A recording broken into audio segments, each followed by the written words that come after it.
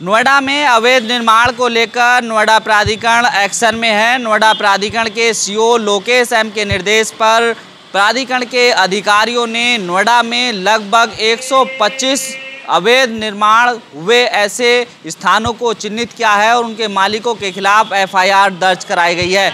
मुकदमा दर्ज होगा और फिर उनकी गिरफ्तारी होगी। ध्वस्तीकरण का कार्य भी जल्दी शुरू होगा।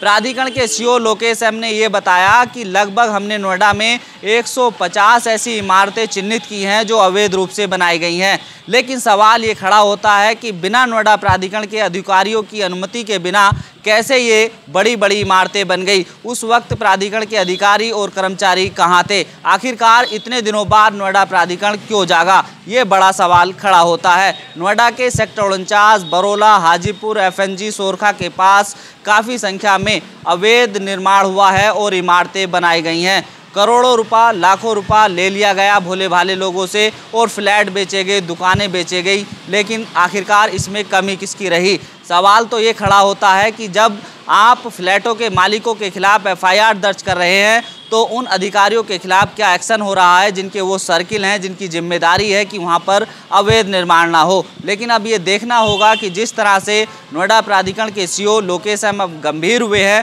उन्होंने इमारतों पर लिखवाना भी शुरू कर दिया है कि ये इमारत अवैध है। आने वाले समय में कब बुलडोजर चलेगा और इन ऊंची ऊंची इमारतों को कब ध्वस्त किया जाएगा। अवैध बिल्डिंगों के खिलाफ जो है कार्रवाई चल रही है। कितनी बिल्डिंगें अब तक अवैध पाई गई हैं और कितनी पर कार्रवाई हुई है?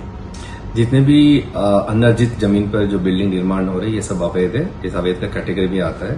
तो हम लोगों ने एक अभियान पूर्व में भी किया था, अभी दोबारा हम लोगों ने इस चीज को शुरू किया। कई चिन्हित आइडेंटिफाइड है, चिन्हित हुआ है।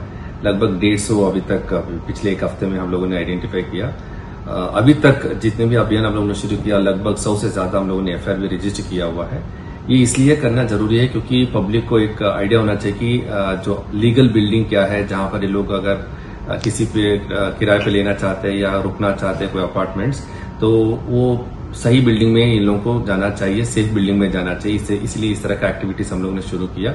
जो इलीगल बिल्डिंग्स है वो वहां पर हम लोगों ने लिखवा पेंट भी करे कि ये बिल्डिंग इलीगल है, कई जगह पेंट भी करे ताकि पब्लिक को पता चलना चाहिए कि कौन सा बिल्डिंग सही है, कौन सा बिल्डिंग गलत है।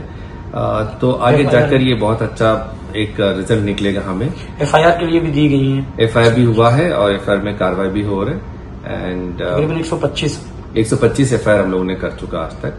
एंड ये आइडेंटिफिकेशन के बाद हमारा एक लीगल प्रोसीजर होता है कि नोटिस जारी करना और उन लोगों को डेमोलिशन के लिए। नोएडा से नव नोएडा के लिए मैं साजिद अली।